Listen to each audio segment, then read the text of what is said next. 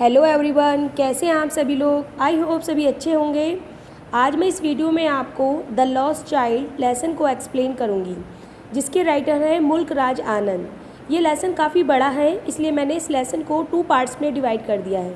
Lesson को start करने से पहले आइए जानते हैं स्टोरी के बारे में। ये स्टोरी है एक छोटे से बच्चे की, जो कि अपने माता पिता के साथ मेले में जाता है और किसी कारणवश वहाँ खो जाता है।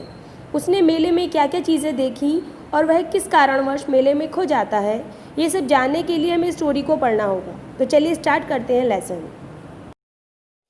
It was the festival of spring. From the wintry shades of narrow lanes and alley emerged a gaily clad humanity.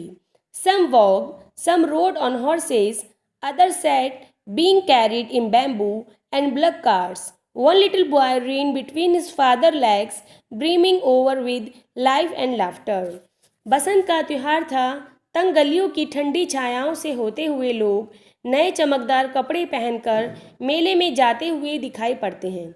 कुछ लोग पैदल चल रहे थे, कुछ घोड़ों पर सवार थे, तो कुछ बांस की पालकी और बैलगाड़ियों में बैठकर जा रहे थे। एक छोटा बच्चा अपने पिता की टांगों के बीच हंसता हुआ दौड़ा जा रहा था। Come, child, come, called his parents, as he lagged behind, fascinated by the toys in the shop that lined in the way. He hurried towards his parents, his feet obedient to their call, his eyes still lingering on the receding toys.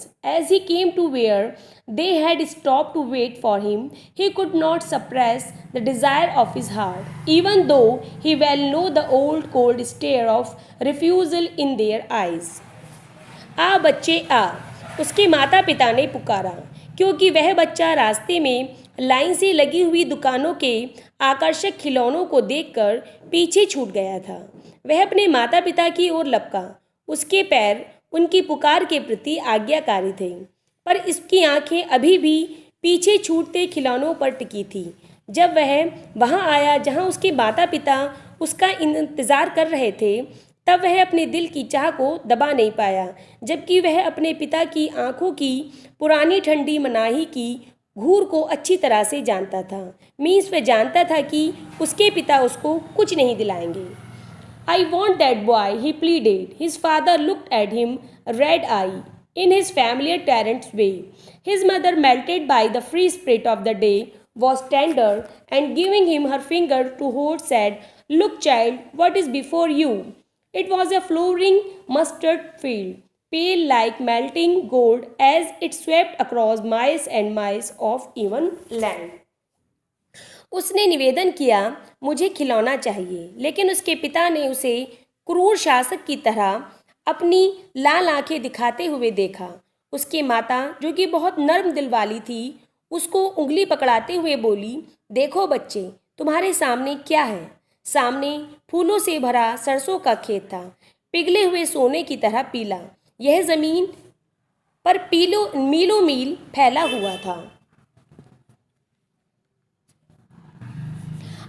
A group of dragonflies were bustling about on their gaudy purple wings, intercepting the flight of a lone black bee or butterfly in search of sweetness from the flowers. The child followed them in the air with his gaze till one of them would still its wings and rest, and he would try to catch it, but it would be flirting, flapping up into the air when he had almost caught it in his hand. Then his mother gave a cautionary call, "Come, child, come on to the footpath." Dragon flies का एक समूह किसी अकेली काली मधुमक्खी या फूलों से शहद लेने की तलाश में लगी किसी तितली की उड़ान को काटते हुए अपने चमकीले पंखों का शोर करते हुए उड़ रहा था। बच्चे ने हवा में इन ड्रैगन फ्लाइज का पीछा तब तक किया जब तक कि वह उनमें से एक ड्रैगन फ्लाई कहीं बैठ नहीं गई। तब उस बच्चे ने उसे पकड़ने की कोशिश की, लेकिन जैसे ही वह बच्चा उसको पकड़ने वाला था, तभी वह ड्रैगन फ्लाई अपने पंख हिलाते हुए और फड़फड़ाते हुए हवा में चली गई। तब उसकी माँ ने उसे चेतावनी भरी आवाज़ दी, आ बच्चे आ, पगडंडी पर आ। बच्चों, पगडंडी का मीनिंग होता है footpath. He ran towards his parents gaily and walked abreast of them for a while, being, however, soon left behind, attracted by the little insect and worms along the footpath that were teeming out from their hiding places to enjoy the sunshine. वह खुश होकर अपने माता पिता की ओर दौड़ा और देर तक उनसे सटकर चलने लगा, लेकिन वह पगडंडी के किनारे छोटे कीड़े मकोड़ों को देखने के लिए रुक गया। वे छोटे कीड़े मकोड़े धूप का आनंद लेने के लिए बाहर निकले हुए थे और उनकी वजह से ही वह फिर से पीछे छूट गया। Come, child, come, his parents called from the shade of grove where they had seated themselves on the edge of a well. He ran towards them. उसके माता पिता पेड़ों के झुंड के पास एक कुएं की जगत पर बैठकर उसे आवाज़ लगाते हैं, आ बच्चे आ, और वह उनकी तरफ दौड़कर आता है। A shower of young flowers fell upon the child as he entered the grove, and forgetting his parents, he began to gather his raining petals in his hand. But